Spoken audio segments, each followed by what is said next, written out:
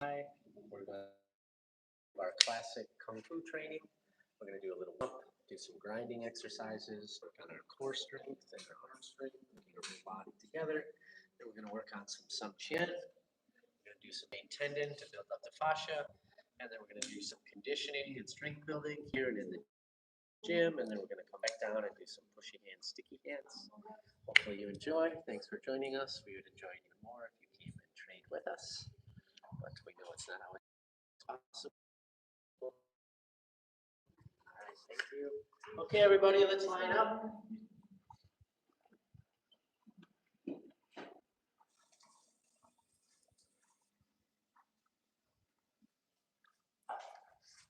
If you can, try to come to class before 11 o'clock or when the class is supposed to start. And if you have to fill up your water. Okay, line back up. All right. And let's open those hips up a little bit.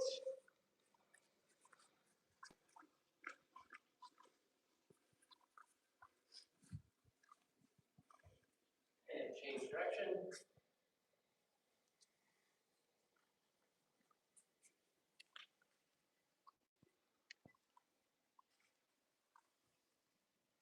And change legs.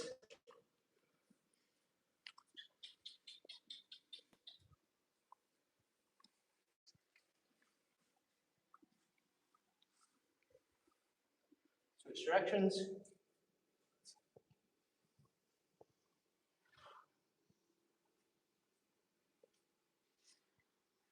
Okay. Now, feet about shoulder width apart, we're going to do some monkey squats.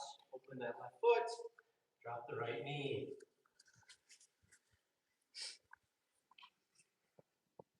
Okay. You want the knee going forward if you can. You want the foot flat if you can. Takes a little while. Come up. Open that right foot. Drop the left knee. Right? I'm going to sit in this for a second. So let your body open up. And now move at your own pace.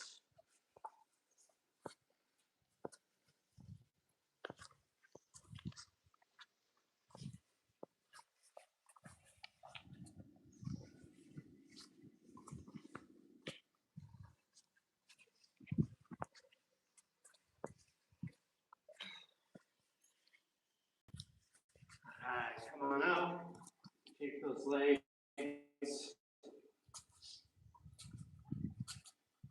And maintain.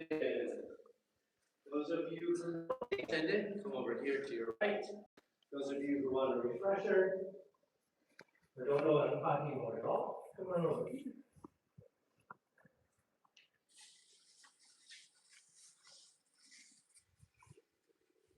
You want a refresher with maintain? Or do you feel like you know it? All right, so come on over, come close. Get a little semicircle going here. Or a full circle, whatever. Right? So, main tendon, stretching the fascia, right? Fortifying the fascia. We start in horse riding stance. It's important that the feet are in. This creates the tension.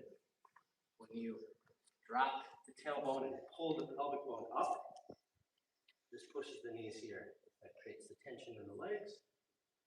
We're going to start with squeezing out the essence.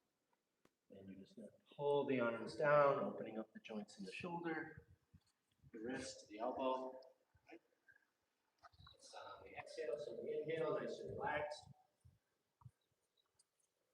On the exhale, we're pulling in the diaphragm as we pull the fingers and the hands down, pushing the knees out.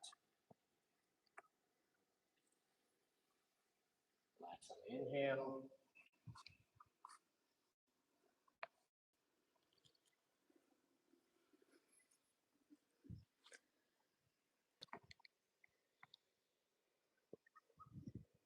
Get your chin tucked in if you can, yeah.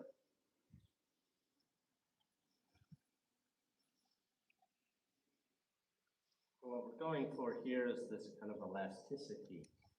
So if you're in the stretch, when you release the stretch, Hopefully you're feeling a little bit of this like bouncing back into place. If you're not at first, that's okay. With some practice, it'll get there. That's when you start to realize the fascia is being toned. Getting this elasticity. If you have questions, don't hesitate to ask.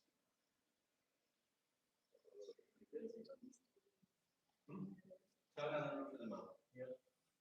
Nothing else is just good practice. It's not terribly necessary, but it's just good practice.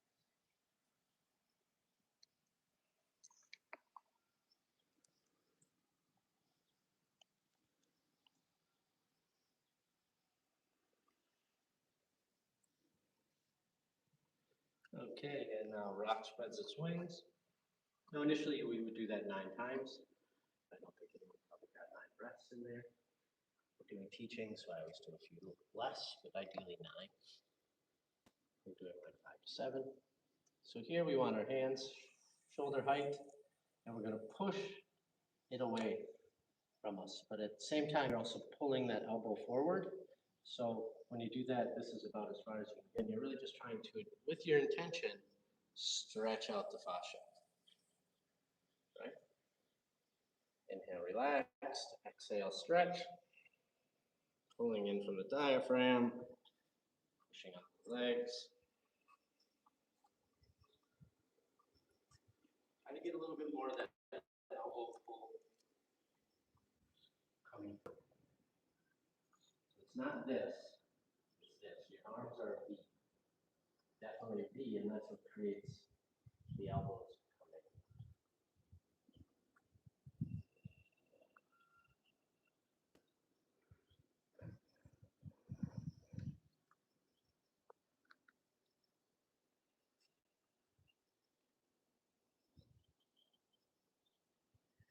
This is arguably the hardest one.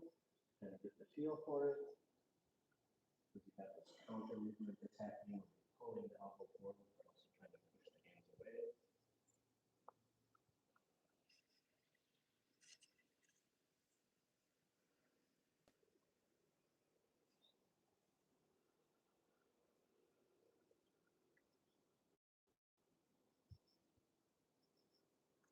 Now bring those hands to your side. It's 2 pillars plummeting to the earth. And here you're just trying to extend and really visualize the hands going into the ground. If you remember from last week, if you were here, you did this little test. And you kind of naturally are growing things. Same thing with your mind. You want to think about extending those hands and arms all the way into the ground. This is going to increase the stretch. Right?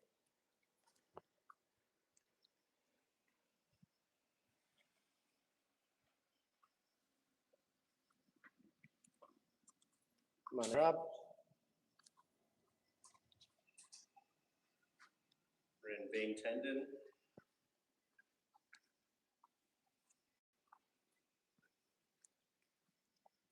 Here you want to make sure to really push that head out as well.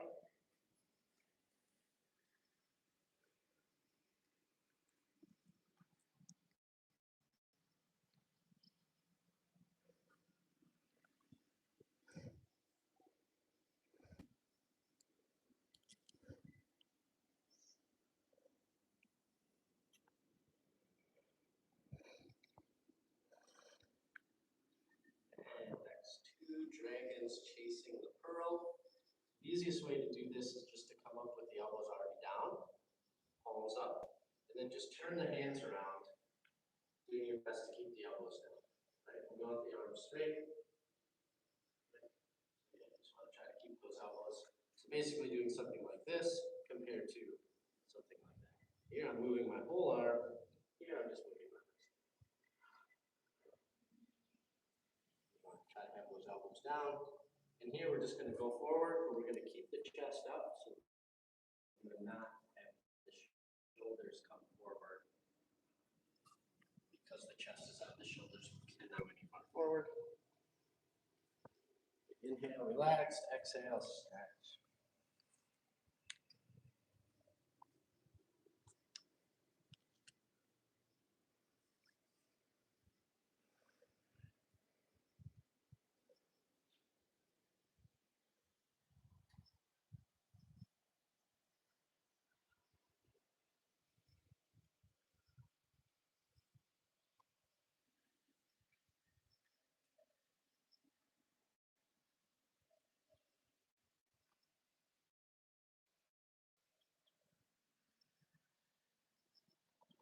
Again, try to keep those arms shoulder height and about shoulder width, right? So we're not trying to go too close, we're not trying to go down low here.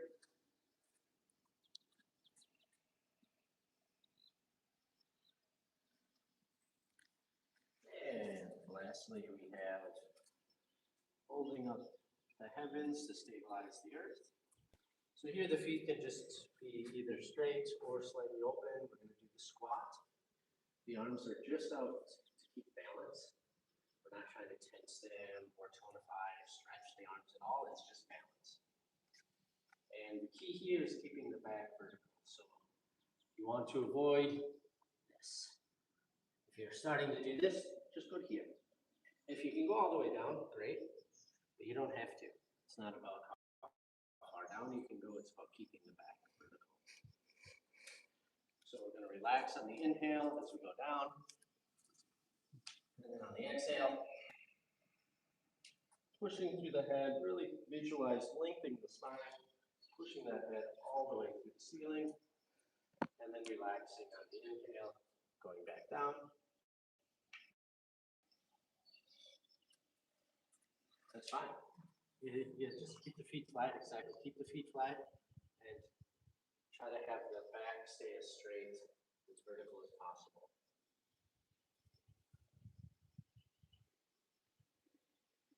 Keep that chin really tucked in because you want to push through the top of the head.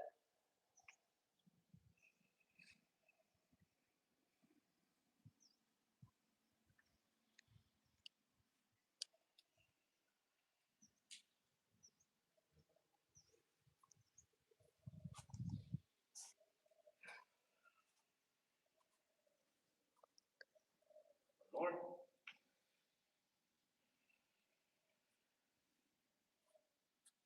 And here what you're hoping for going kind of, it's true of all the postures, but this last one's kind of the hardest one. To know if you're doing anything. Once there's more of this stretching with the arms, right? But what you're looking for, or eventually working towards, to be more accurate, is this kind of, as you release, you come up and you release, you feel this release in your back. So the fascia in your back is starting to be activated. It takes a little time to get that kind of elasticity, that feeling, where you're stretching out the rubber band and releasing and bounce back. But over time, you'll start to get that in your back. Maybe you've already started, I don't know. Create quite a while. A little different for everybody, but this is what you're hoping for. So that's right here, and then just like in the back starts to do this one. It's hard to describe, but it's like it all starts to become connected, but it all starts to move as one. So all the muscles and everything start to release all of this. Any questions on any of that? We went through it pretty quick there, but I think you all had a lesson on it before. If you want that springy power, right? That comes from building up your fascia. If you don't care about springy power, but you just want to live healthy, this practice will also create space in the joints for synovial fluid to come in and lubricate the joints, right? Which is something that we naturally want. By tonifying the fascia, you're keeping your structure and your form. So you're going to be able to take a little bit of abuse. You're going to be able to maybe fall and not hurt yourself. You know, get into an unfortunate accident and not have that much damage, right? Just these little things. You know, you always hear the stories of the person who falls. Usually it's grandma, and she busts her head. She needs hip replacement, and then her quality of life goes down drastically. There's a couple of reasons for that, but building up your fascia can really help. It will really help. The other thing is you want to keep your bone density, which a lot of what we do here is that Qigong will help create your bone density. As our bones start to hollow, and this is where disease tends to get stored, it's deep in your bones. So by doing moves like this and the Qigong that we do in the morning, it helps build this up. So it's more than just a kung fu thing. It's really a longevity health thing. And this is kind of how Definitely the Taoists and the Buddhists could fit in there as well, but how the Taoists kind of view all of this is longevity. Everything they're doing is for longevity. Right? As I can now get as big as I possibly can. In 10 years, that's what I want, right? And in East, they're more like, okay, well, how can I preserve this physical form as long as possible with as much enjoyment in life as possible? Because we've all been in pain, and life is really sucks when we're in pain. So this is kind of the idea behind a lot of helping the Qigong is longevity. Enjoy. Okay. Now that, let's get into the grinding. If you are done, or similar strength, you guys can, and then we're gonna park up here. Yep. So let's go. Yeah, we're gonna do the grinding. So if you don't know what the grinding is, that's okay. Get a partner. Come on over and get a partner. Right, so we start in a horse riding stance. Right, so horse ride, or I'm sorry, a walking stance. I don't even know what I'm talking about. Gonna make it tough for you. Definitely it's for you at home. So we're in a walking stance. We're gonna make that contact, touch contact. Just put your arm out, make the touch contact. Right, touch contact right here, thumb to thumb. And you're gonna turn. People who are with me, you're gonna turn your hand and push towards the other person's heart. And you go the other way. And now you block. So get close enough where you could actually touch their heart, otherwise it defeats the purpose. You don't have to be super close, but you want to be able to actually reach them, and they're going to stop you from reaching them. So you're offering up some resistance. You're just going to push towards the heart, and the other person is going to use their body to block to the outside. And so you're making this circle. Which, if you're pushing, you're not trying to make the circle, you're trying to make a straight line. Make them push you out of the line and offer up that counterweight. Right? And if you can, use the core, use your whole body. If you're just using your arm, you're kind of missing out on a lot of opportunity there.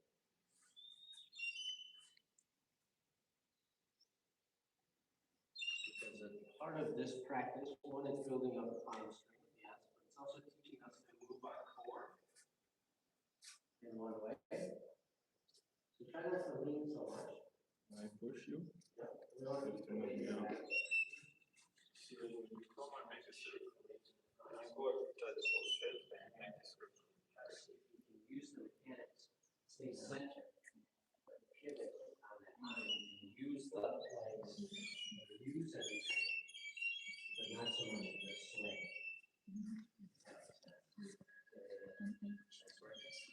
After you've done it 9 times, switch legs, switch sides, switch feet, switch hands.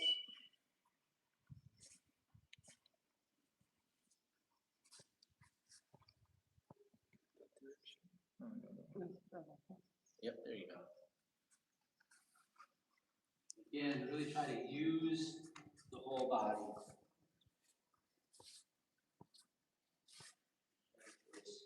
Try to use your core. Try to turn the waist. Try to engage the leg. Just try not to do that. Just doing this, I'm not really engaging my body in the way that Kung Fu likes. We want to be able to move around that central axis.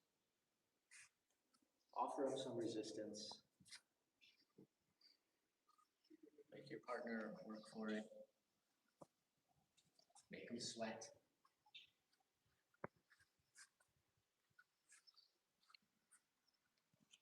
Once you've done 9 times, switch.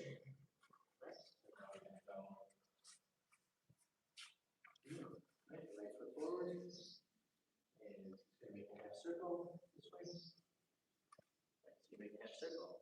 Right. And then I make a full circle. Right. Yep, now you make a full circle. There you go. See how he had to use his body more because I offered up resistance. So what I mean by moving the body, here, I can't just do this with my arm. Or I can move my core, my arm comes up. I move my core, I'm pushing through my leg. I'm not using my arm. I'm using my core, which is going to be way stronger than his arm. And now, again, I'm moving my hips again. Using my hips, using my legs, and the arm is kind of just following. Now he's going to go. And here, I'm just using the arm to offer up some resistance. Now I can hang out here all day unless he uses his hips. There you go. He uses his hips at the end. I'm also making it a little more challenging. But this is the idea, right? Make him sweat a little bit. Thank you, sir. Step on up. But this is what we want. You want to use that whole body. You want to challenge your partner enough that you have to use your body. That you're not just phoning it in with the arms. And what can help is keeping that elbow straight to the body.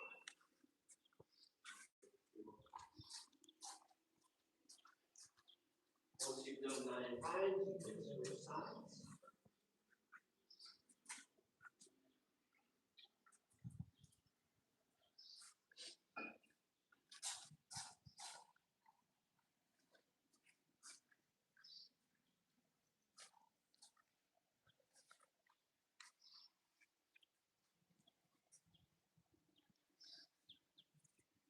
Right. I see you shaking over here. This is good. This is really pushing each other. Maybe too much, but that's all right.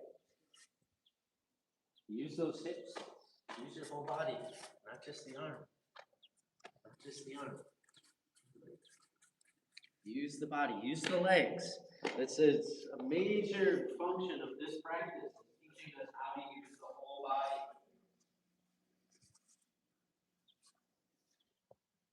And you may be pleasantly surprised to know when you do things like this, and you teach yourself how to use the whole body, that it starts to be used in other practices, other techniques, other things that you're doing in the Kung Fu, you'll start to engage and use your whole body. Is there a question? Have you done, you've already done the thumbs? No, I didn't. Oh, did you already do the pinkies? No.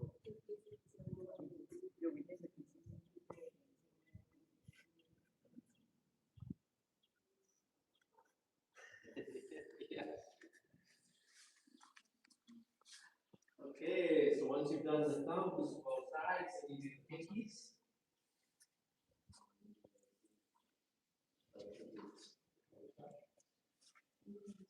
Oh, you didn't do this side. Ah, okay.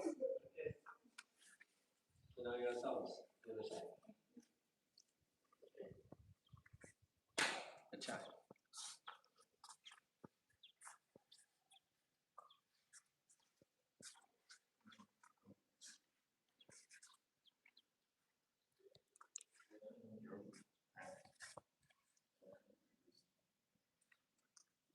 Now use your hips to come back. Keep going. Keep going. So now you're like this. You want to be like this. Yeah, so you can use that hip to come back. Exactly.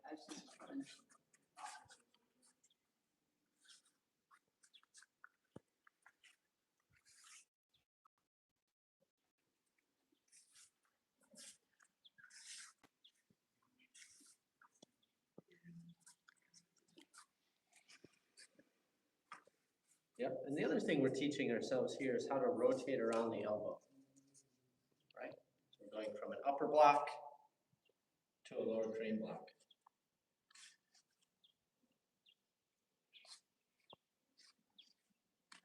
You guys can probably switch to the pinkies. I love the diligence though. Appreciate that.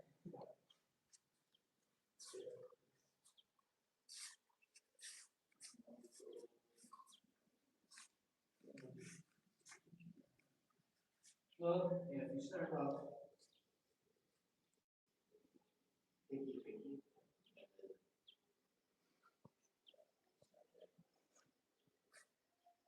and the other one. And it might be a little bit easier too if you actually have contact here instead of right on the wrist. Just like we don't want to be too much contact on the wrist because so I was thinking just a little bit of the wrist.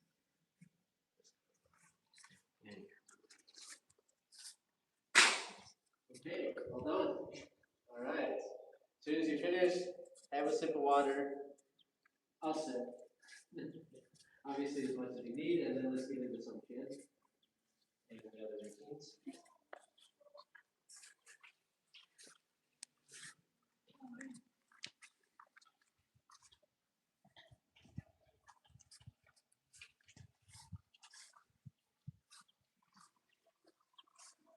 Lisa, did you bring it on tech day? Yes. Okay, do you know Sipji? Yes. Okay. Rob, what do you remember?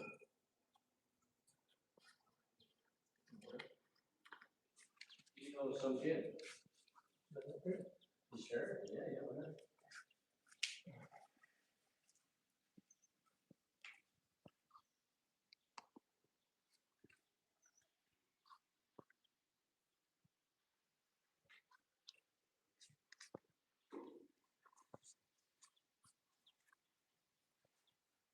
Just look out for the next one. Yeah, that's bad.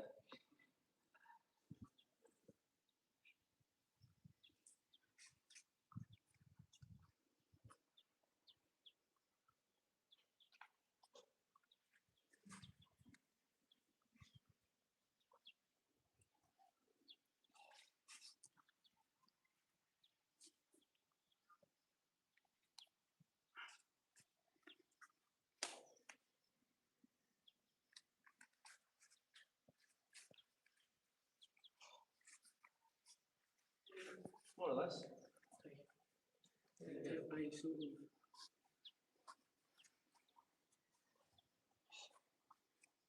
Yeah, don't forget the.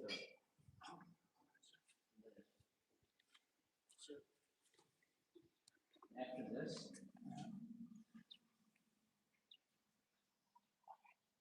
Yeah, and then you step forward.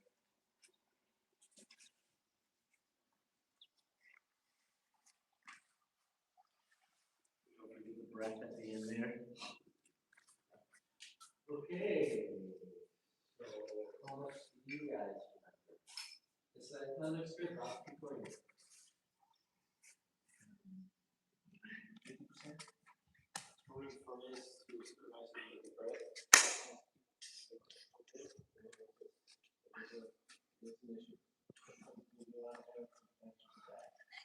How much?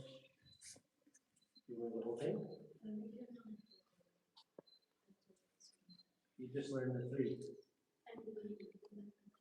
Ah, okay. Okay.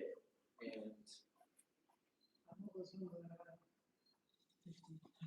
okay. And what do you remember?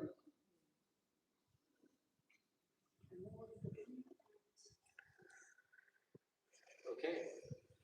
All right. So let's do the beginning. And let's do the 3 steps forward and the 3 steps back.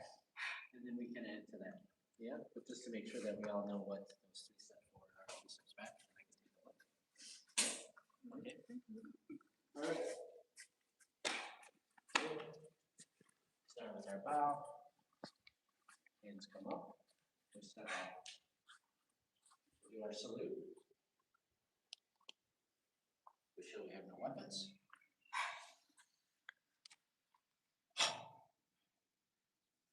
Come up. Drop. That's right. And now we're going to open that left foot. Step forward.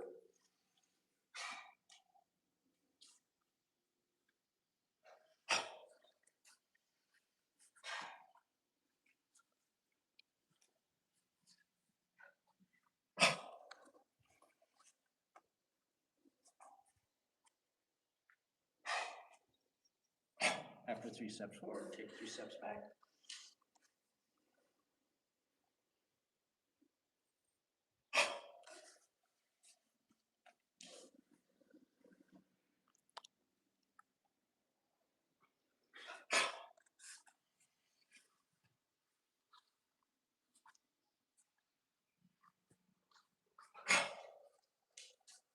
Okay, any question on that little bit right there?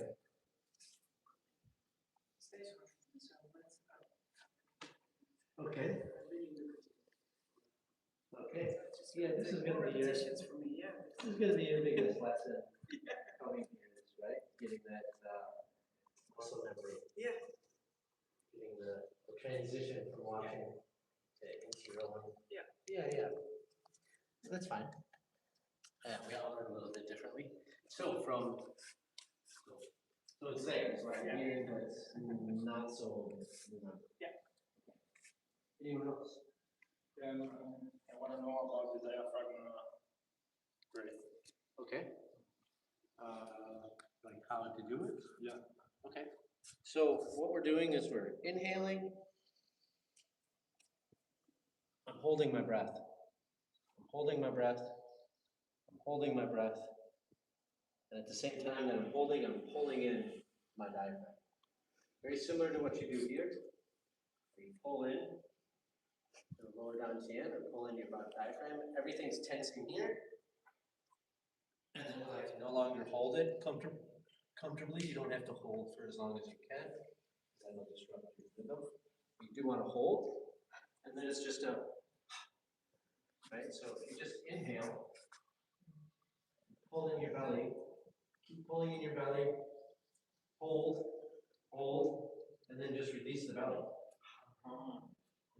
It naturally makes a noise. You don't have to try to make a noise.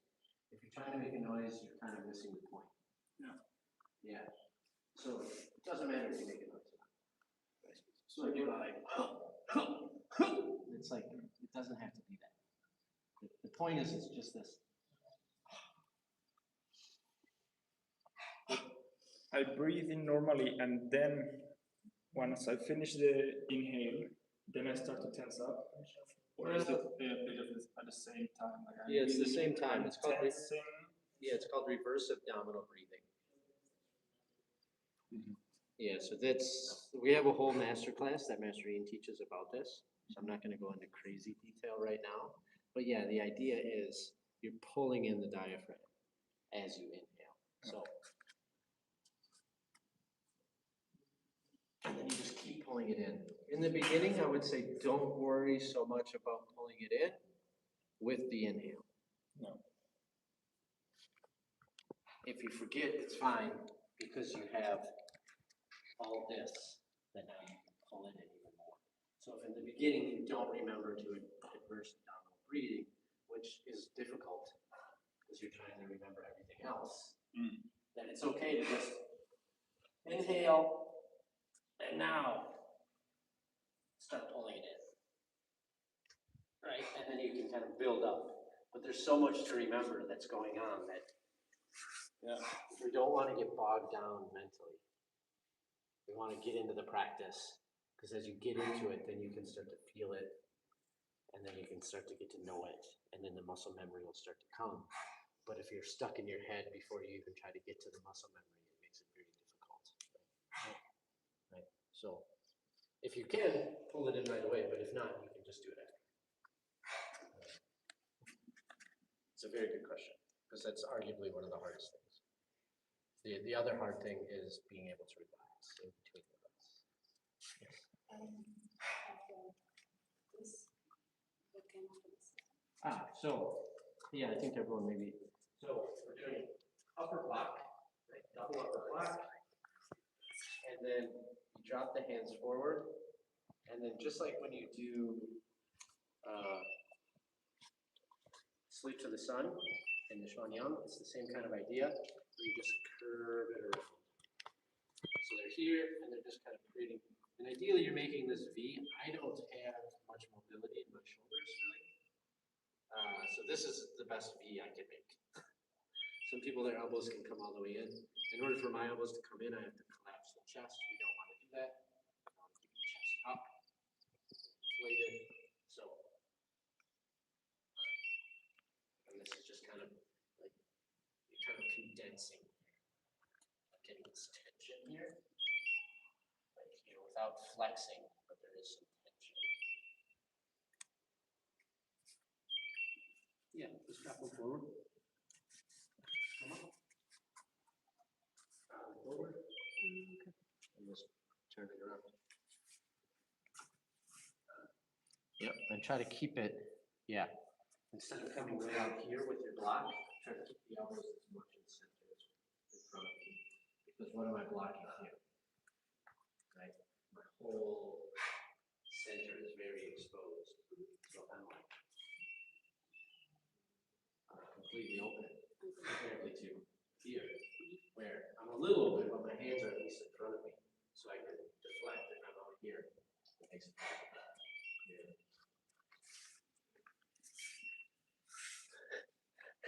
Is there a question there? I saw the question mark go on. No, this is my biggest challenge, that I feel like everything's going so fast. So that's.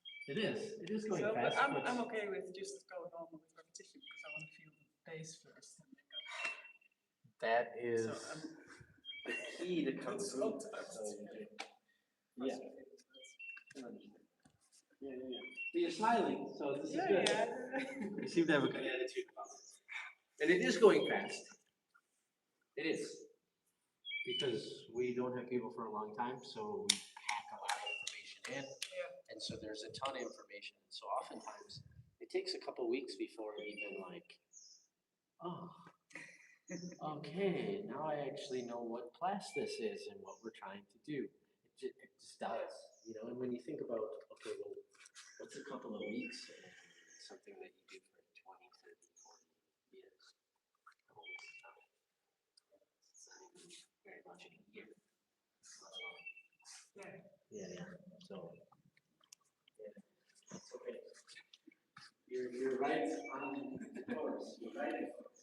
Okay. So, any other questions about that? The breathing when you go down, and you breathe in when you go down, then you release when you go down, then you breathe in, then you go like this. That's just breathing at a normal. It's the same thing.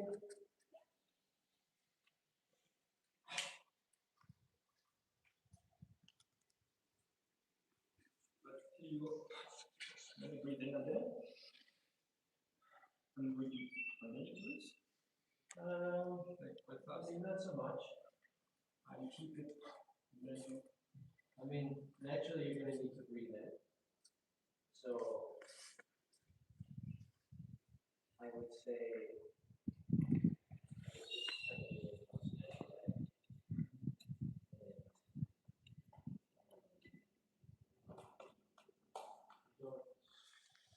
breathing is very specific, but do your best to not overthink it.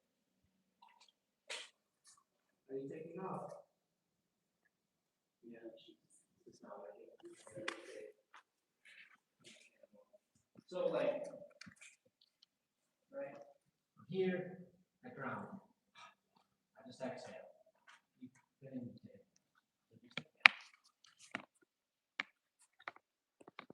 Now you're exhaling. Now you're inhaling. Now you're holding. Now you exhale. Right? So you kind of, you'll get into this rhythm, but it takes a little bit of time.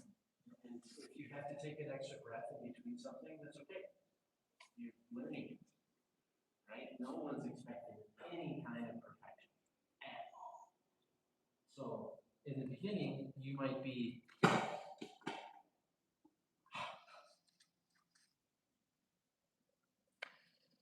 take an extra breath here and there. That's fine. Sometimes people are holding out here for several seconds because they don't remember what's next. So, you know, it's fine. So if you're here and you ground, and then you inhale, and then you exhale, and then you have to inhale and exhale again. It's fine. You want to be, as you're stepping, you want to be inhaling. So that's really the key. You know, and as you get into a natural rhythm, it will start to get there. You'll exhale, just inhale, and then inhale, exhale.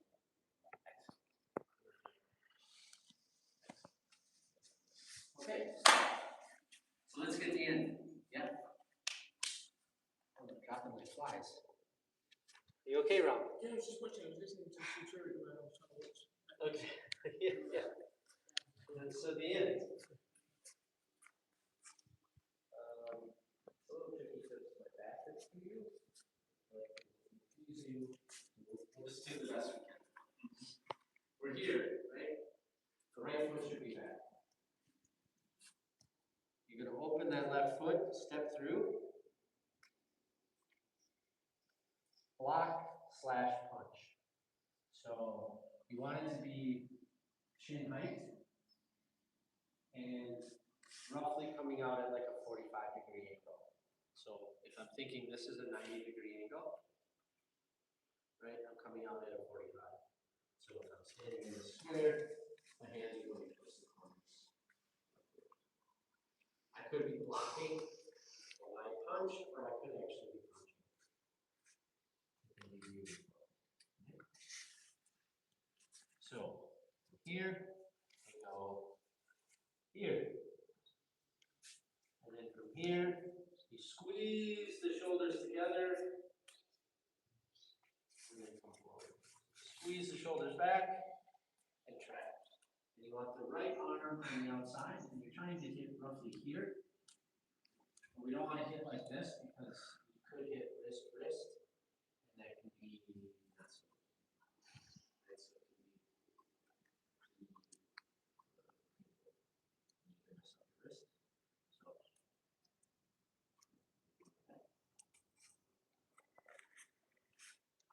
So you can try to bring them more together like this and like this. This is something different. This is a trap. Right? I could be trapping anything there in between my arms. Yeah. Okay, now the tough part. Yeah, I know. Drop that right hand down. And that left hand's right there already, right? And you're going to clear. And that right hand comes back to the hip. So, like this. And the idea is, if someone was holding my arm, like yeah, I could be clearing the way, right? So I can also be creating a block, maybe protect my groin, protect my midsection, right? So then the right hand comes up to the other side, same thing.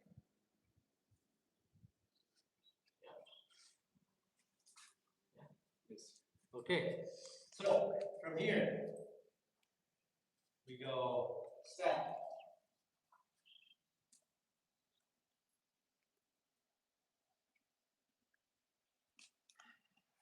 Again, please.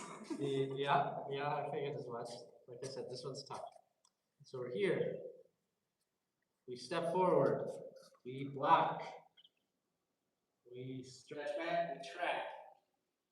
Drop that right hand in front of you, not out to the side. Right? You want that hand flat? Yep. Hands here, right? And then you're just going to do the same to the other side. Right hand comes up. And does the opposite.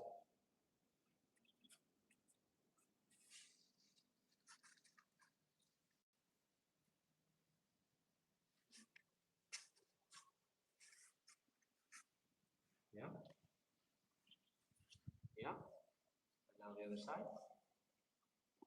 Yeah, you had it just like that. Yeah. Yep. That's it. Try not to turn the shoulder away. Yeah. So at no point do I want to be like this. I want to keep my shoulders in line with my hips for the most part. Yeah. Let's set it a little bit more over here. And just set it like that. Yep. Yeah, so the sand just comes back to here. You're just replacing. You're just going from here to here. Just changing, just doing the same thing to both sides.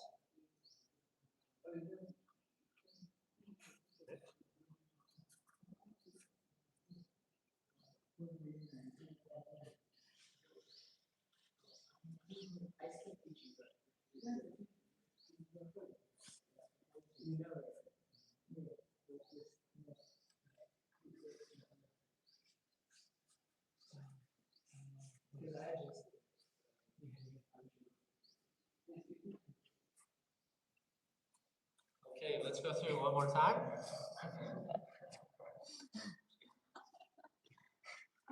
So, we just threw up, right? Here we are.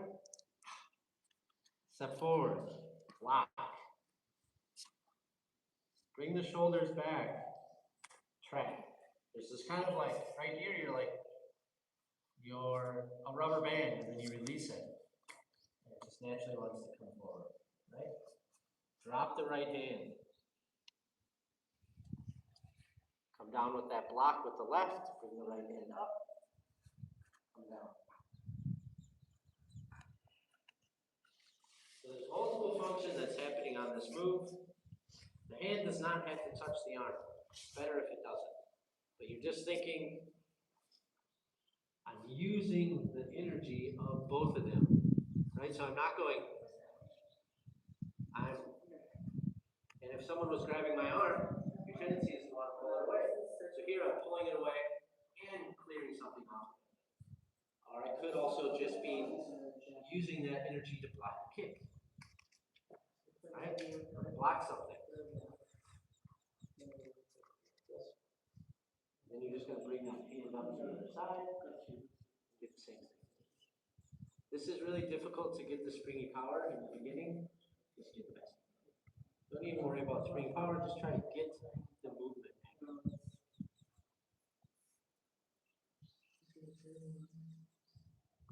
Yeah, you're just going over the arm.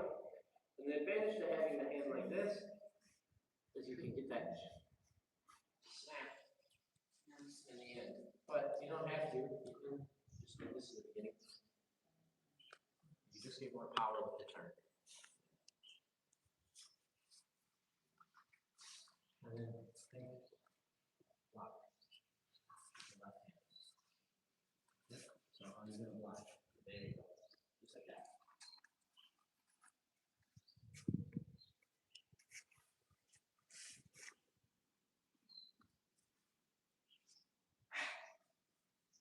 Yep. The other side. Same thing. Yeah. Just like that.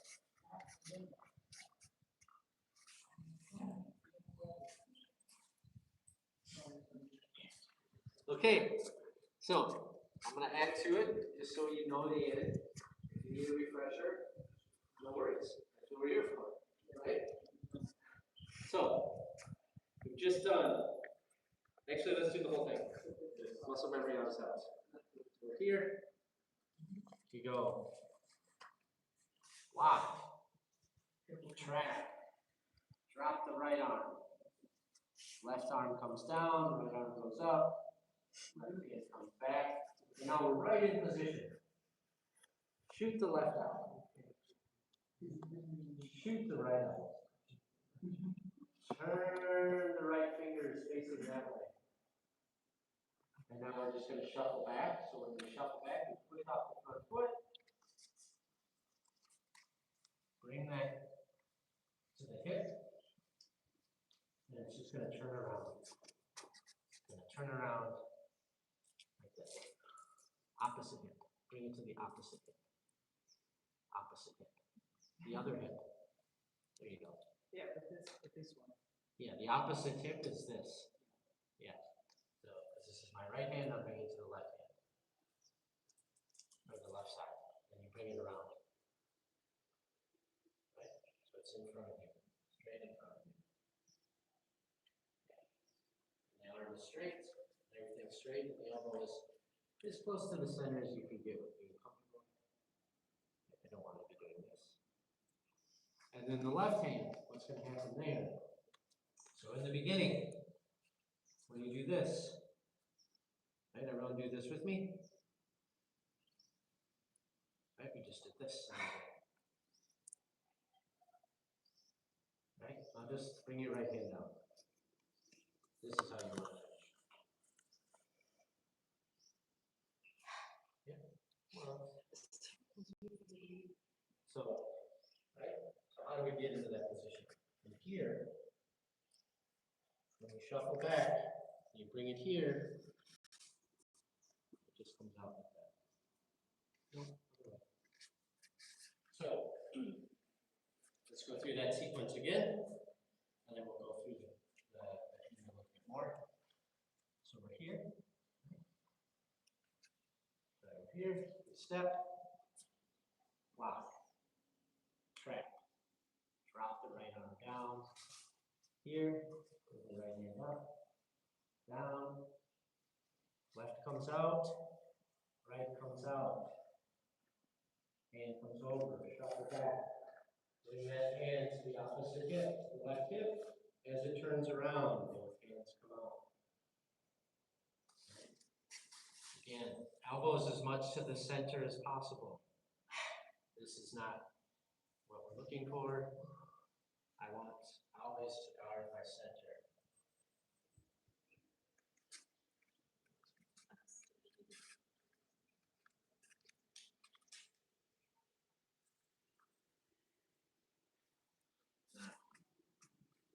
Not this.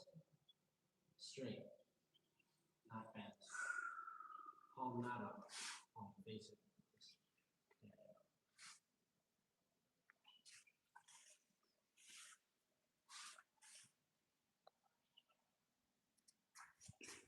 I want to figure out what the question is. So, where are you? So from here, you just come down, turn it around. Right? And this comes up. This is why I was having you do this. This is how you want to finish. So how you get there, this hand is the same in the beginning when you did this. After grounding, and you're here, the end is pretty much the same. The left hand is the same. So it comes down, and however you get that left arm in position.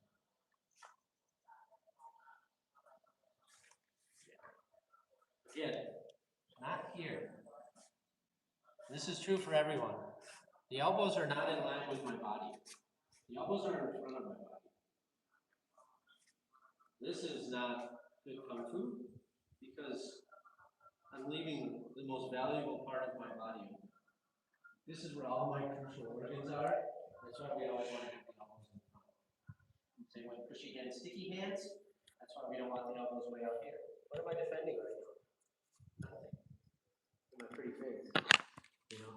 But nothing of real value. Right? We're here. Now I'm protected. I'm protecting my inside. I can easily move. If I'm out here, I'm just wide open. That's why I don't want people to stay So we just want to think that way. I'm always trying to get the elbows as much to the center as possible without compromising.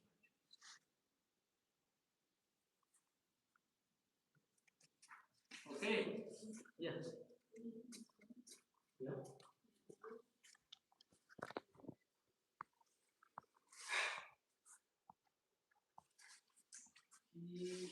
Everyone kind of has their own interpretation. So, are you guys supposed to be elbows be down? Yeah. Yeah, so it can be done the same way. It can also be done shorter. So, like, you're here. I have a tendency to bring it here and come back up. This is how I do it. Some people are here.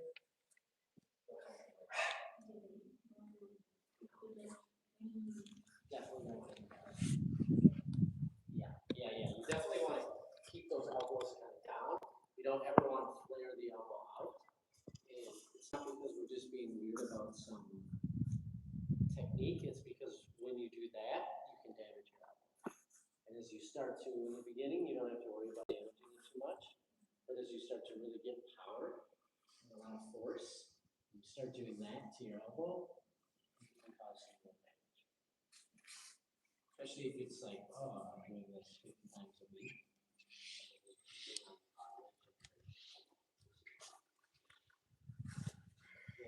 So yeah, exactly.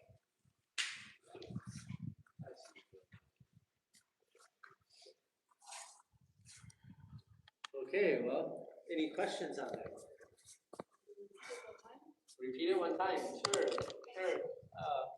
Yeah, we're supposed to go to the gym like 10 minutes ago.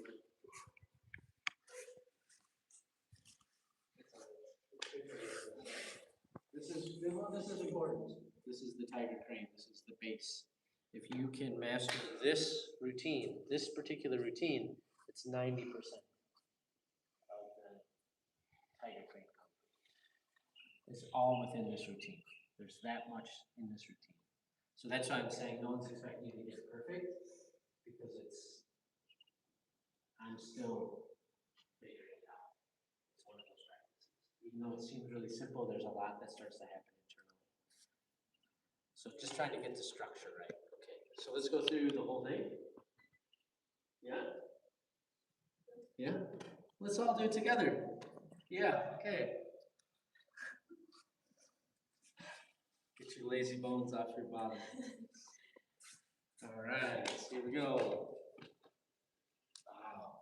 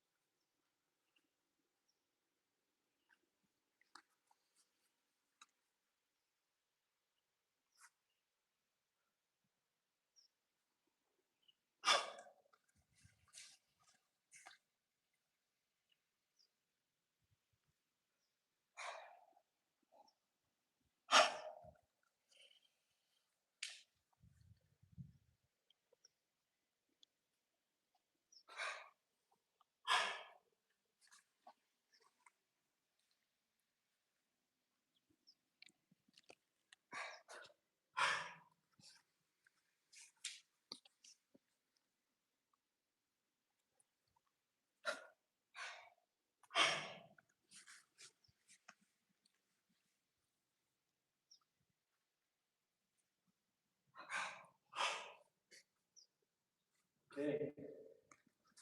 Step forward.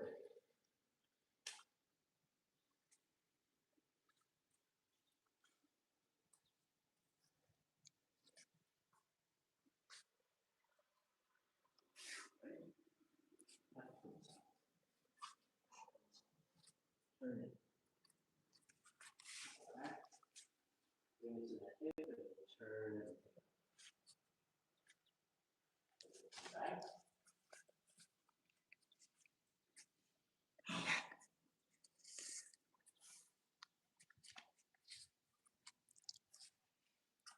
And that's the sum chin. Cool. Huh? That's the finish? Yeah, yeah, so this is how you close. Right? Every free hand, every tiger crane routine, more or less with this. Actually, you just end with this, and then you come back and you ground. So you step back into horse riding. Inhale.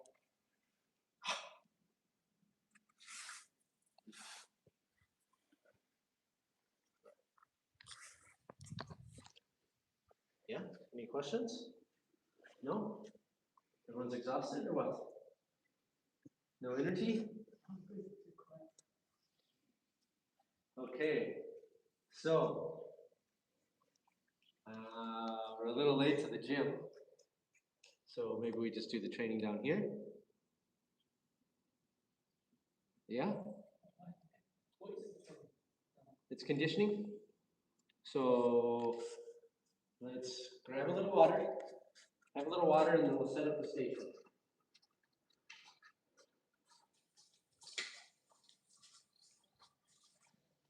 Thinking that maybe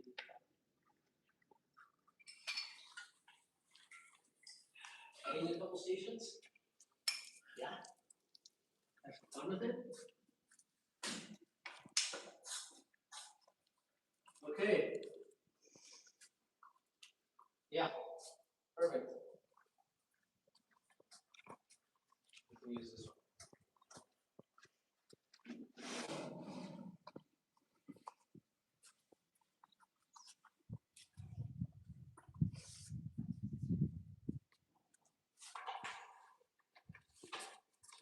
go, set up the stations.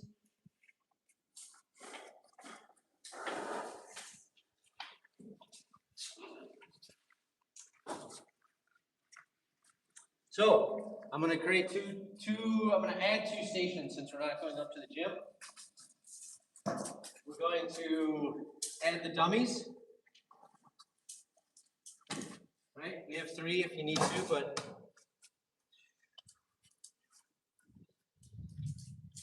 I think we can do it where it's pretty much 2 to a station. Right? Just strike. Any kind of strike. Hand. Kick. Whatever you want. Just work on it. Back hammer fist. Right? Whatever you want to do. Swinging through, right? Elbow to the face. Right? Have some fun with it. Right? The other station. If you want to work on upper body there, you can. You can do kicks there as well. The other station is going to be here. Oh, are you kidding me? Yep. These are too tight. Whoever made these, they used tires that were a little too tight. They used to be a little bit better. But working on your kicks. So a couple kicks you can work on. You have the low kick. You have the heel kick. Open it up, drop down. Right? So a couple different ways of kicking. You can also work on conditioning your hands, but I would honestly save that for the bag. I would use kicks for this. So thrust, right? You get your thrust kick, you can go up high. You can get heel, feet, you can do side, right? If you can go really high, you can come up and do a side. There. All right, so those are going to be the 2 extra stations. After there, you go to the tire, and you go here, and you go there, and you go there, and you go here. Any questions? No? Okay. So, find a partner, find a station. Do you want to partner with me since, do you know all the stations, what to do? Okay, no worries. I think you're over at the weights. We're over here. Just going to get the timer ready. And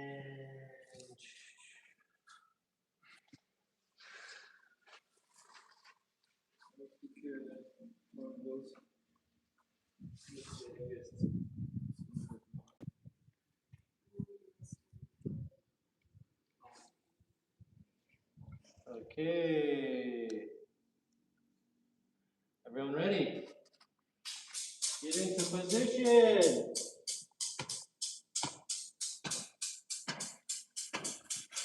And go ahead and begin. You look like you know what you're doing.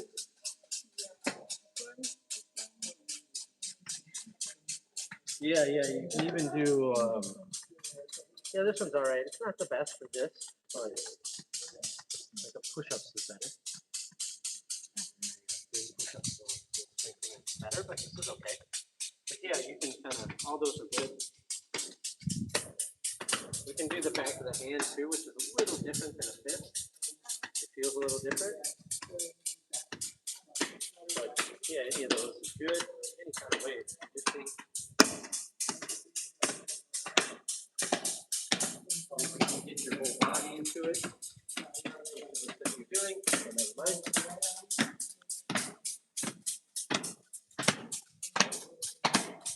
Get into a nice rhythm.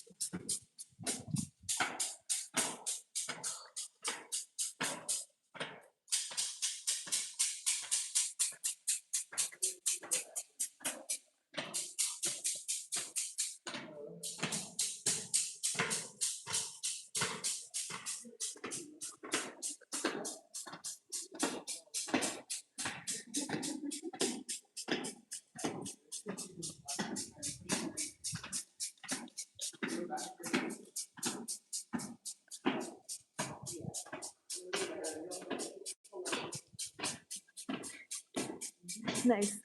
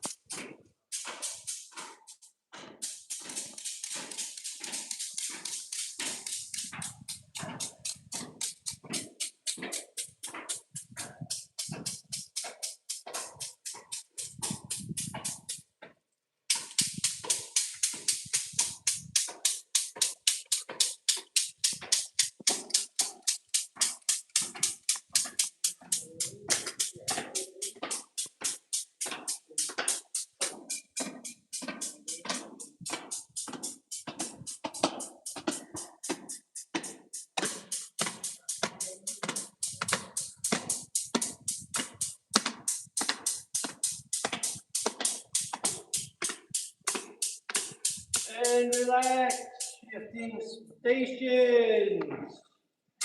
So, you want to kick this one or that one? Okay. Fair enough, I don't want to kick this one either. This is a nice bag. So these are, yeah, I'm just sliding it over so that I'm.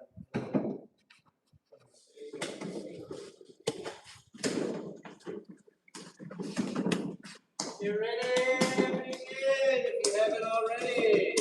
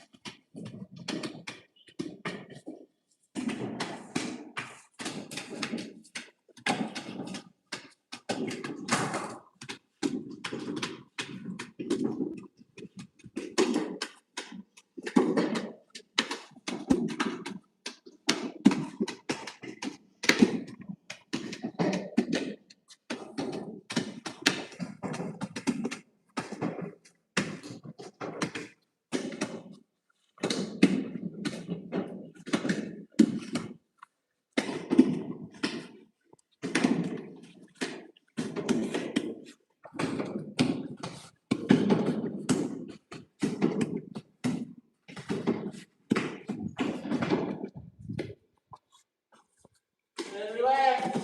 Switching stations. Nice work.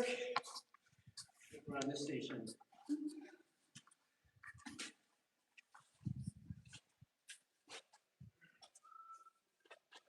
Catch your breath. Get ready. And begin.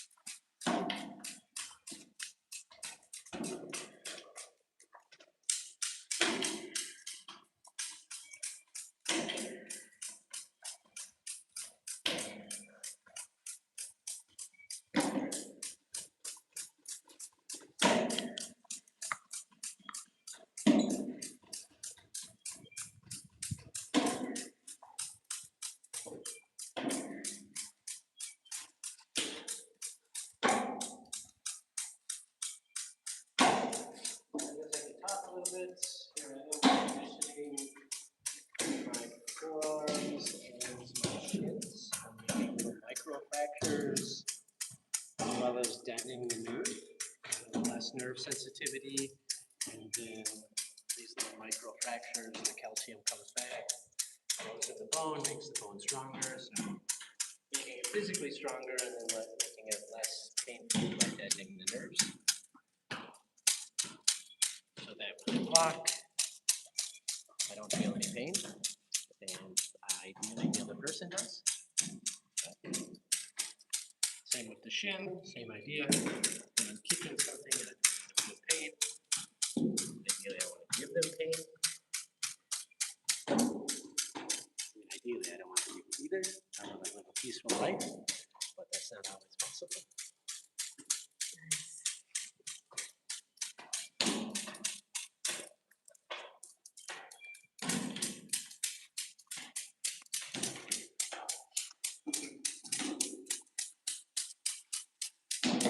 This is something you can easily practice at home. You can get these rods at any kind of hardware store. It doesn't have to be the big ones. It can be really any age.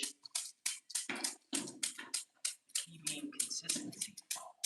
Doing it regularly. Every couple of days, every day, 3-4 times a week. Thank you, Bruce.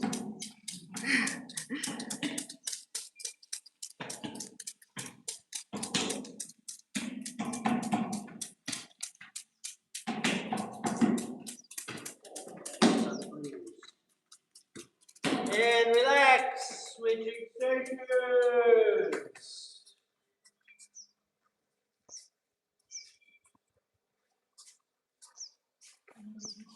Oh, we are. You're absolutely right. Good thing you're teaching. Good thing you're here.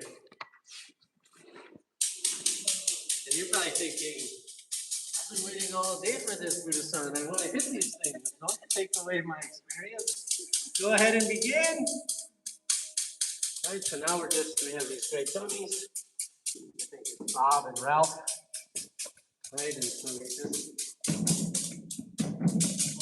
work on your strikes. You can work on some combinations. Right, we can get a little slant to the face, come to the side, kick to the body. Face, body.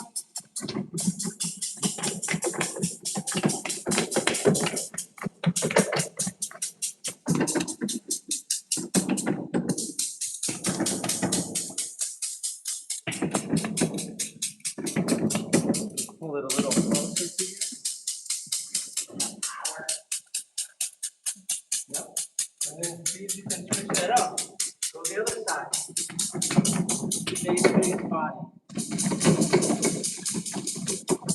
And then just lifting it up. You can do a little outside raise.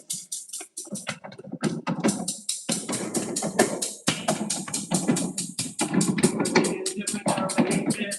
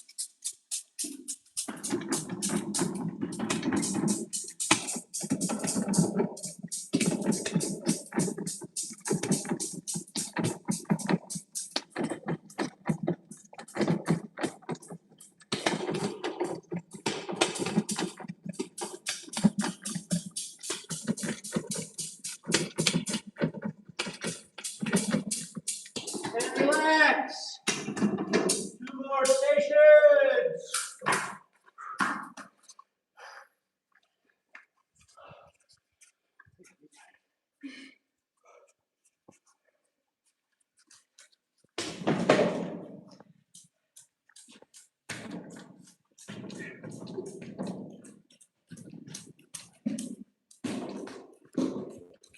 I get people starting before the timer. No, do it. Now the timer's on. Let's go. I was applauding it. That's not time to stop.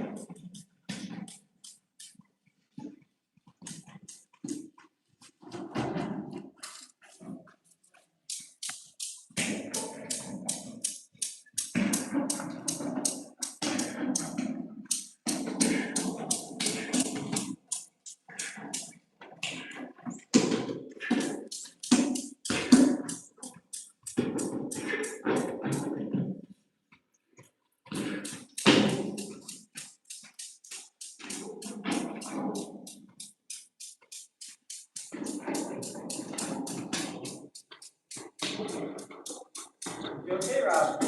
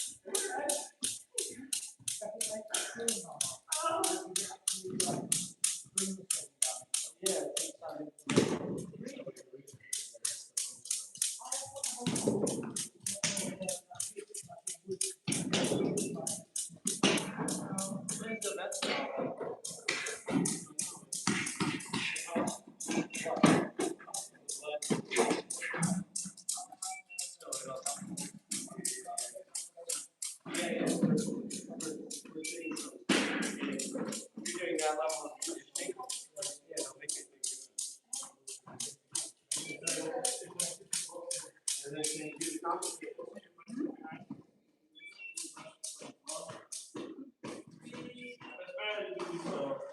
Bring the right, left over, wrap it around, bring it around.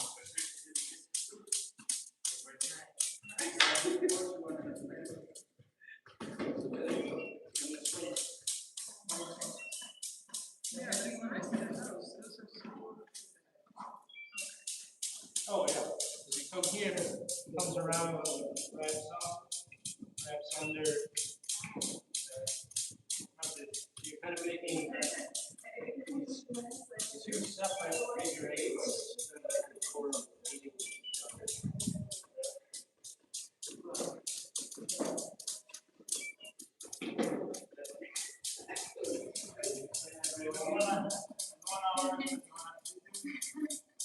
And switch, last station. Keep the energy high.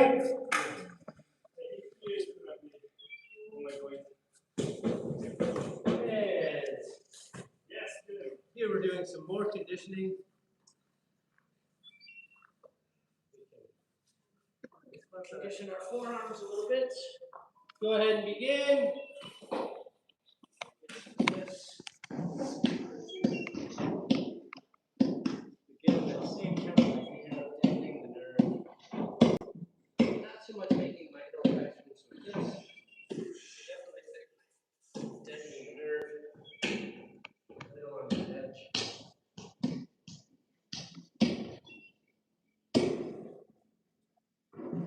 a little bit of strength building. And make sure we get the other side.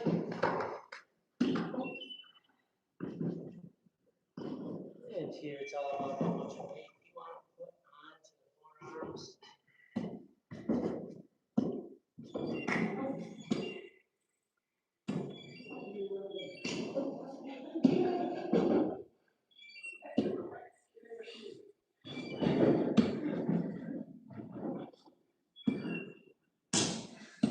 You got it. You got it. I know it's hard. I know it's hard. Keep going though. Keep going. You got it. Try to use that core. Try to use the momentum so it's not just your arms. Right? Get into a good stance. Use your legs. Use your core. Try to use the whole body. It's really the main focus of that practice. Don't forget to get your shins.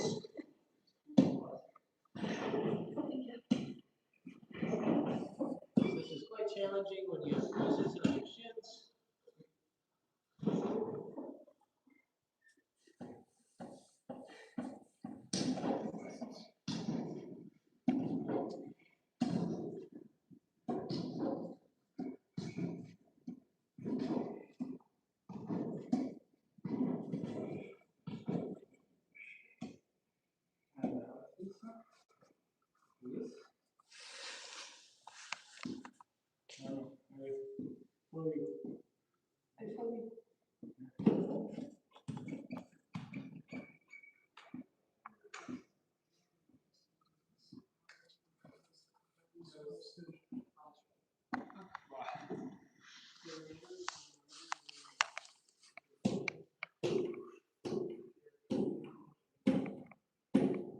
More hitting, less talking.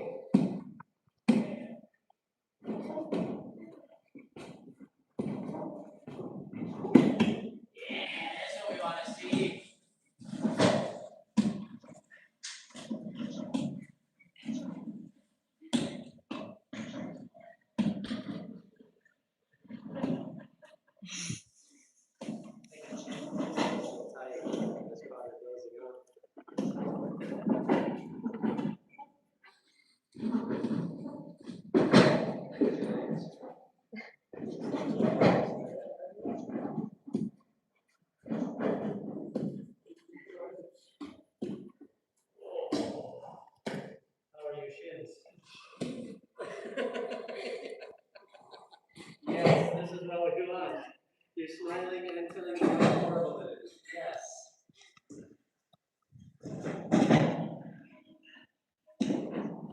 And relax. Okay, the torture round is over. Let's put away these fun toys. So we can get into some pushy hands, sticky hands. If you need some water or would like some water, even now would be the time to grab it.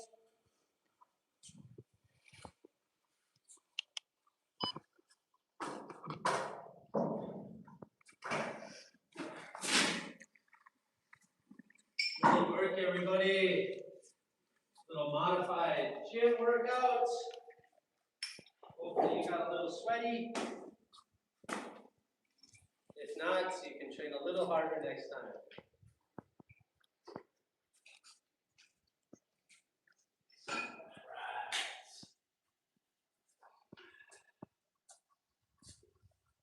So once you've had your water, line back up.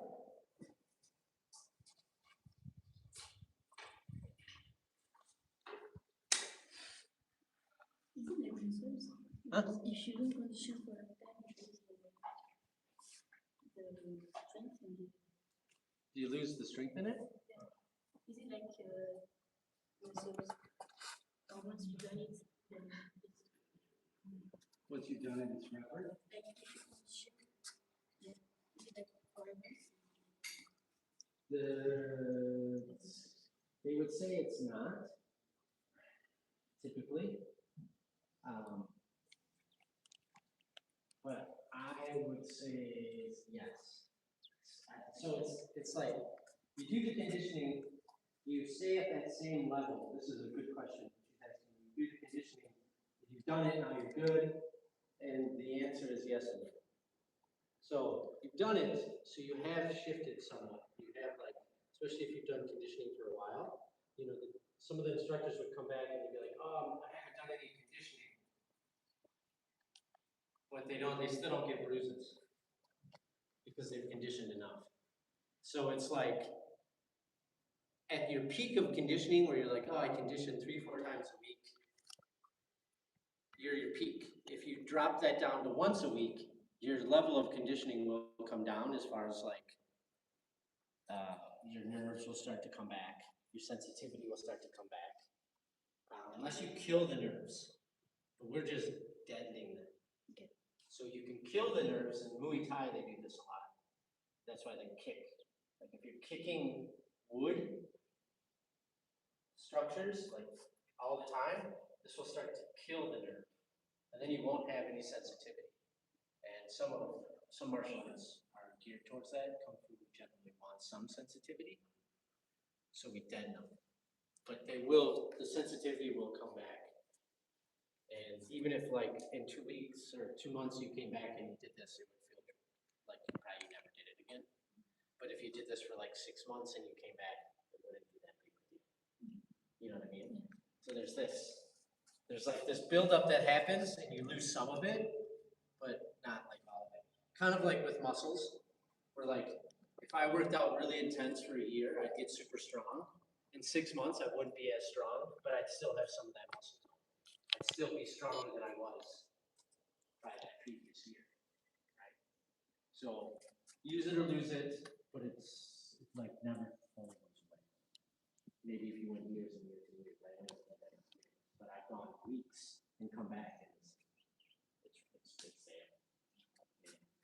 Okay, so pushy hands. I think everyone kind of knows. You can come with me since you're the newest student, and everyone else find a partner. So again, pushy hands. We're in a nice walking stance, and we're trying to push our opponent off their stance. So we're going to make touch contact. Let's get into a good walking stance. Have you done this? Okay. That's like once. Yeah. Okay. So go ahead. And there you go. Try to get them off of their stance, right? So make sure to sink. Better to have your hands open and closed, because then if you need to, you can kind of trap a little bit, but if they're like this, they're very limited, right? All they can do is punch, which isn't the best for this particular practice, because I'm trying to control and manipulate, right? So I can move your hands around, right? So you want to get into a good stance and tuck the tailbone so you're nice and stable. I'm going to do it with my eyes closed because I've been doing this a while.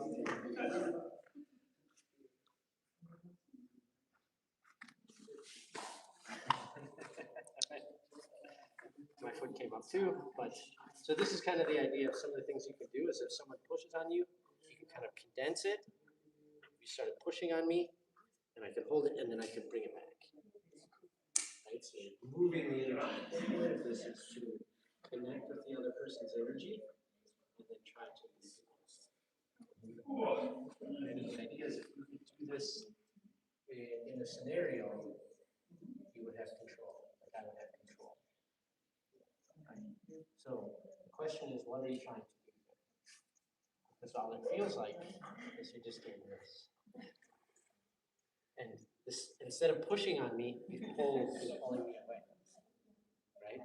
So think about what's your intention. Your intention is you want to move the other person, right? So here I am. Yeah. That's better than just playing patty cake, right? If I'm just doing this, it's like I don't know what my intention is. Right? So one of the things that can help is if you get someone's hand so they're there, there's not a lot of space for them to move. And what you want to do is get your energy in there so that when you push, you're not doing this. Like you were just there and you pushed me. Right? You want all the energy going in one direction. Right? And so I'm kind of thinking of these ideas like right here. Right? Now, I normally probably wouldn't have moved there, but that's the idea. And I want you to start getting to look for these opportunities. Right? And it's going to stop you from doing this kind of thing and kind of like more this. Okay, if I push on them, there's resistance. Okay, can I pull this way? What's happening? You know, I can pull. Right? I can push. All right. Salute your partner. Switch. Hopefully this is somewhat helpful. You can go meet up on some other people. Yeah. So switch it up. Get a new partner. Evelyn, come over here. Show me what you've been working on. Okay.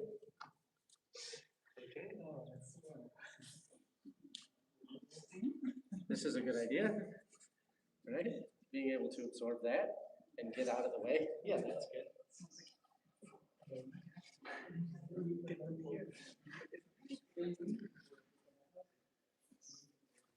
I'm gonna let you push you out.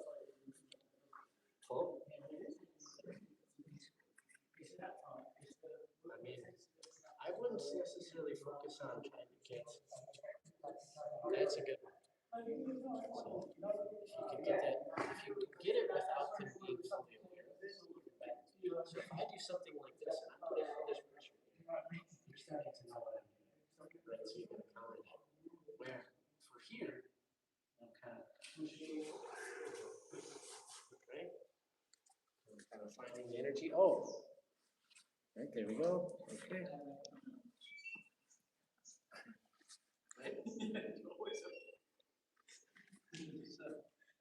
So that was the right idea. Right? It's like, I'm right here, I got you right here. This is a really dangerous position.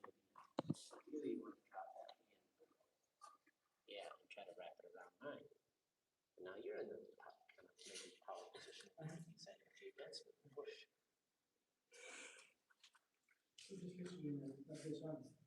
You're not so convinced.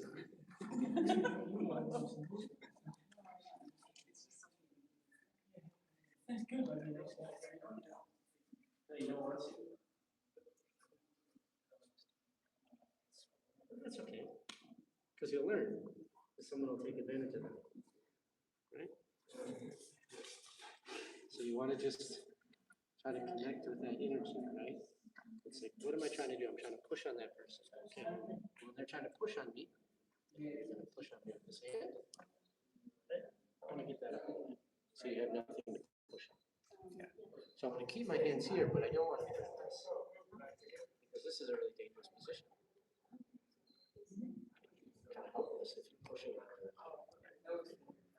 So you want to roll it out.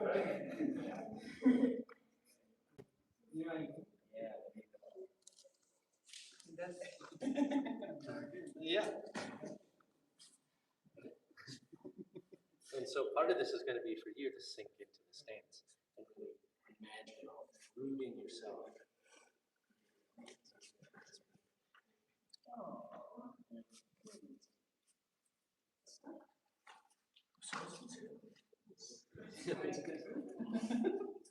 Let's try to make a friend. So.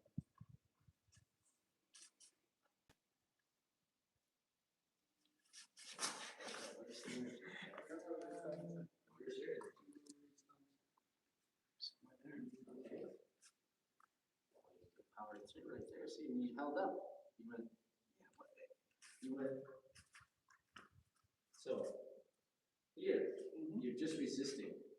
See if you can do something other than resisting. Well, right? Because if I sense you resisting, I can just pull your energy because it's already going this way. So a little bit of resistance is okay. So example, you push on me, right? Okay, I'm offering all this resistance, right?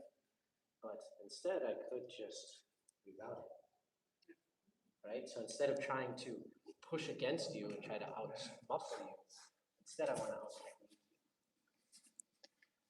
right? Yeah, you don't know technique, you're learning technique. But this is part of how you learn, right? So you're like, okay, in the beginning we just push against. This is the thing, if you can control people's elbows, they will move lots of times because they're pretty stiff. So that's why we used to have one instructor that was just things like this. So, you know, you can do these things. You can lose touch contact as long as you're still maintaining control. Okay? So if I do something like this, I don't have any. But if I'm like this and I come in, your other arm didn't have an opportunity to do anything because I was over the top of it. I was still in control.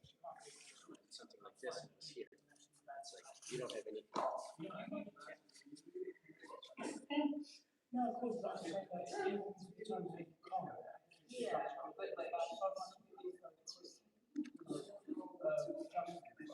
Yeah.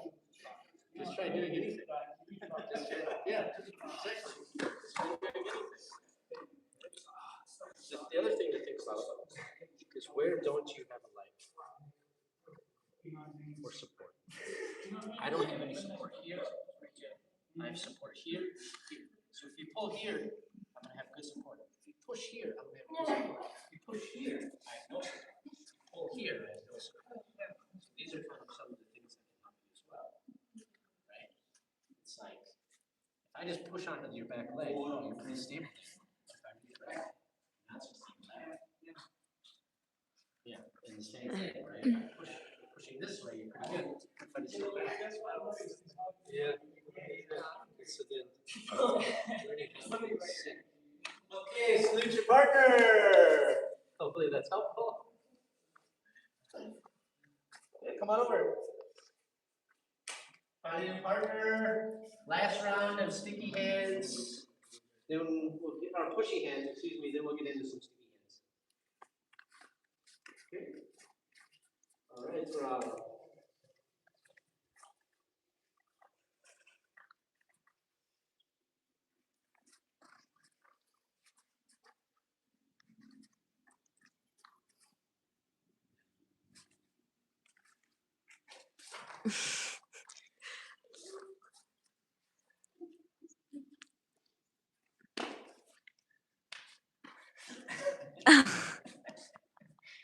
You're already up.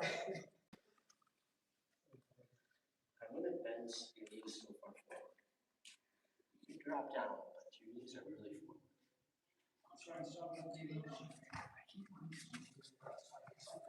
Yeah, and I would say don't be so bent with your knees because they're coming past the toes, and that's going to create a little bit of instability and put a lot of pressure on the knees.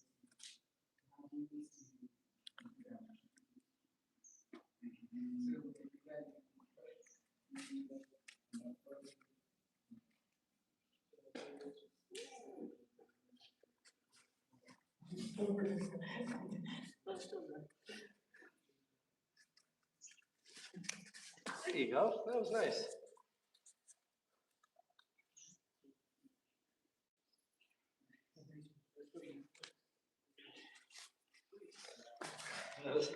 Weak by me.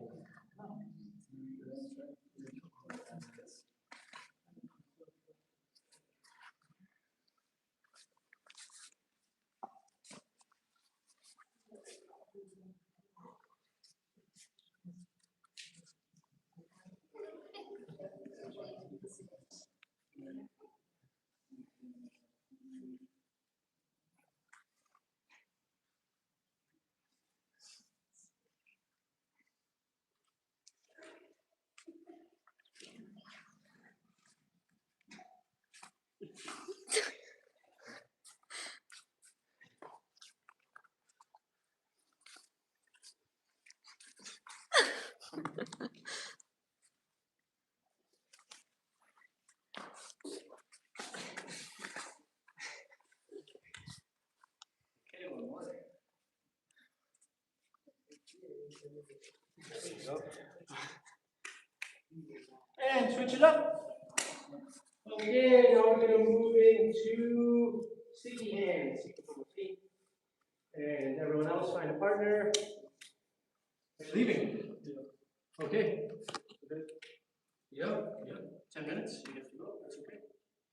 So you don't need to partner up with me. You can partner up with someone else. So sticky hands. We're moving, right? The feet can move. And we're looking for strikes. Remember, these are our training brothers and sisters. So we want to be courteous. You know, don't knock them out. If possible. But, you know, give them a little something, something. Okay, let's go. Basically, don't hit them too hard. I'll be watching, so it's okay. And know the feet can move. Yep. Wait, what? No. So we're doing sticky hands. You haven't done sticky hands. So it's the same idea, except for you can move, and you're looking for strikes. And you want to keep the touch contact. Right?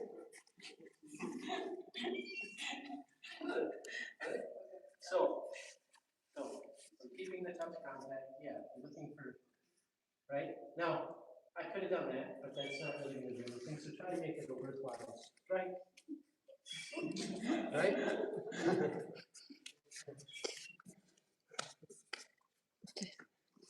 Right? Know that you can move around. Know that you can bring the energy up a little bit.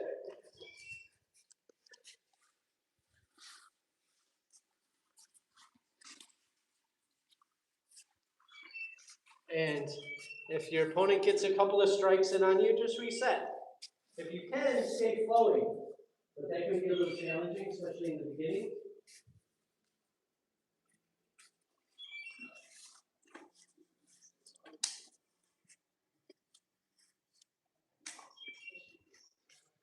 Yeah, you can do it. Hit them. Hit them. You can feel it. Yeah, there we go.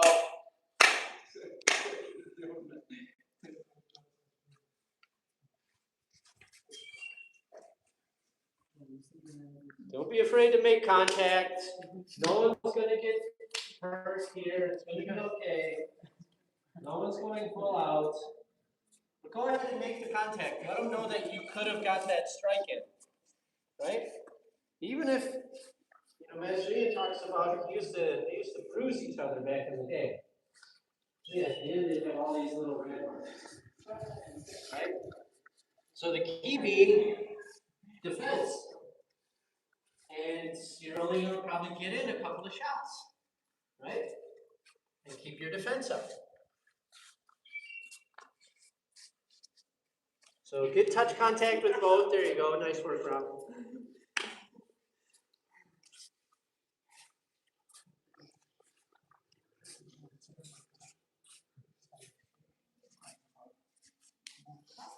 Okay, salute your partner. Find a new partner. Come on, musical partners. Shift around. Here we go. It's not a hard choice. Just pick one. You're most likely going to partner with that person in the next round, the round after that. So.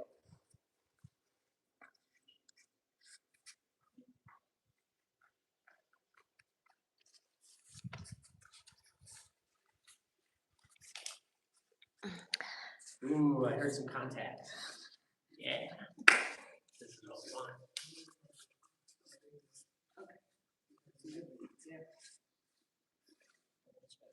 Keep the touch contact. Both of you, try to keep the hands open. Try to keep the hands open. Because the advantage to hands open, and I know I mentioned this a little bit, is let's say he's starting to get away from me, and if my hand's closed, I can't block, but I could do this. I could grab a little bit, right? Which could be the difference from getting punched and not getting punched. So having our fists like this, we're really limiting what we can do. Like all I'm doing now is this. But I could do something like this, I could come over the top.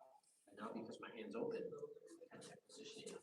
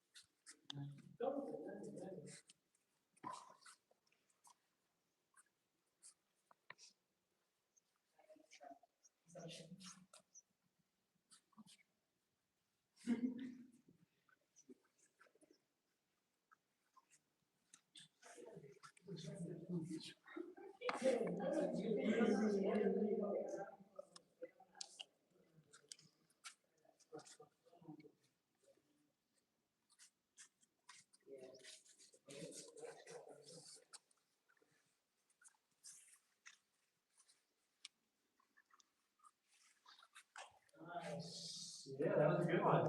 That was really good.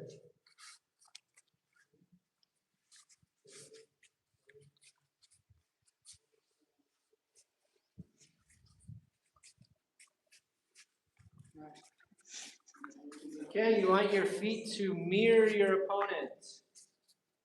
So if their left foot is forward, your left foot should be forward. If your right foot is forward, their right foot should be forward. This is ideally what you want to do.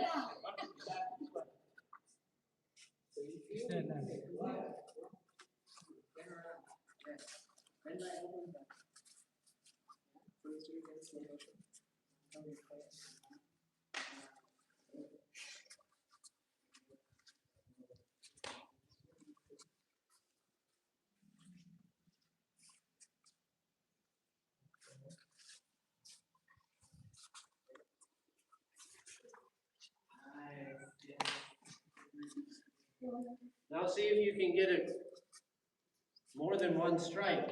If you get a strike in, try to get a combination. 1, 2.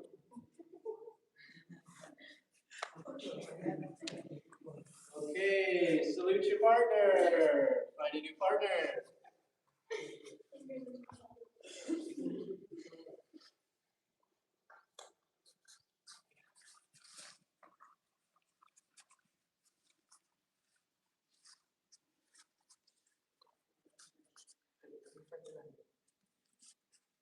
Landing. Me like you.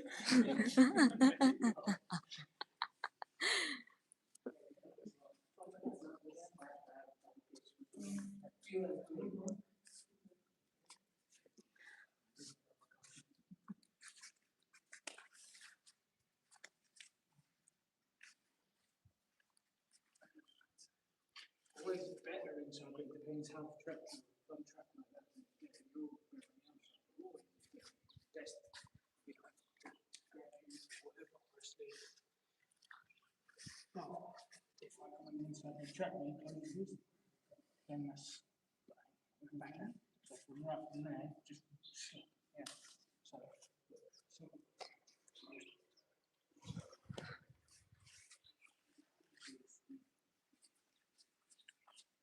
you can land it, good. Don't be afraid to land it at all, go for it.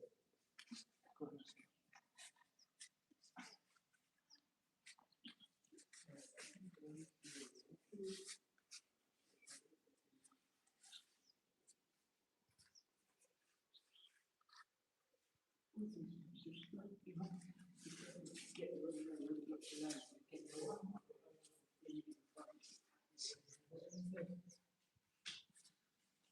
Land it. Don't be afraid to slap it, please do it. Land the shot, of course. Of course, land it.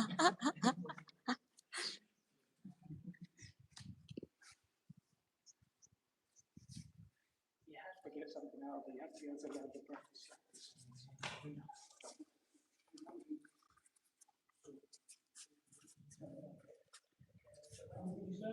That was good, yeah. And then when you sat down by the window, just put him up and sat outside my bed. Do you know what I mean?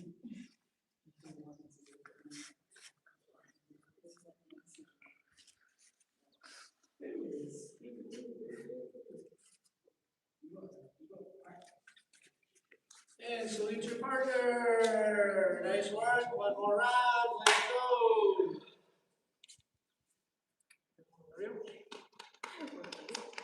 Yeah, we can go after class.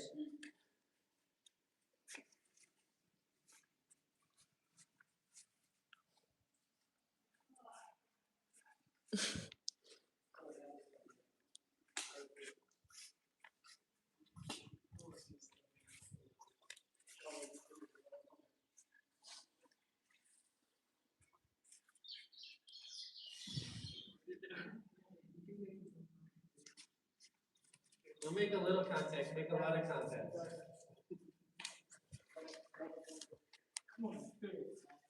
Make contact there. Let her know. Get the chi up into her face.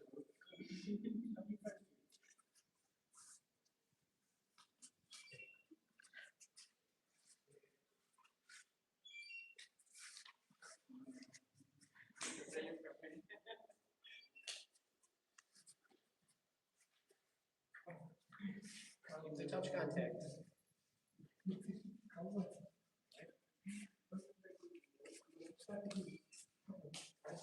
There you go, Mario. Get him back.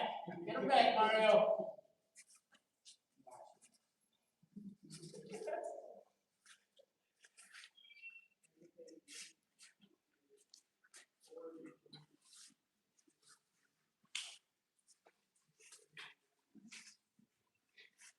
You're not worried about teaching so much technique right now?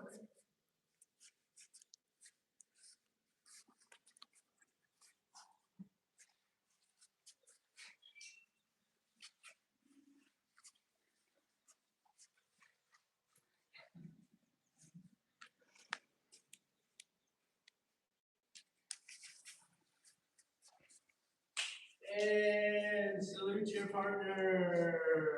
Line back up, everybody. Nice work. Good job. Way to help your fellow kung fuers. Way to stick it out.